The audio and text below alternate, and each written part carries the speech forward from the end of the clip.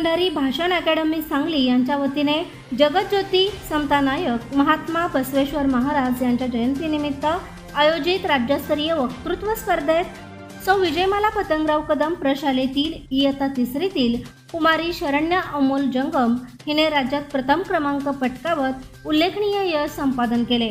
या स्पर्धेत शरण्याने आपल्या प्रभावी व आत्मविश्वासपूर्ण वक्तृत्व शैलीतून परीक्षकांची मने जिंकत अव्वल स्थान मिळवले।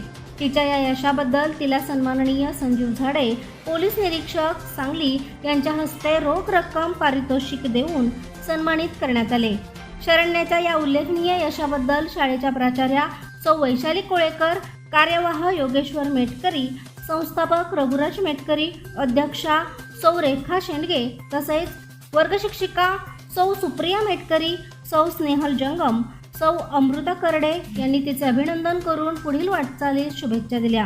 या यशामुळे शाळा परिसरात आनंदाचे वातावरण निर्माण झाले असून सर्व स्तरातून शरण्याचे कौतुक होत आहे। प्रशांत कांबळे, अग्रणी न्यूज, विटा।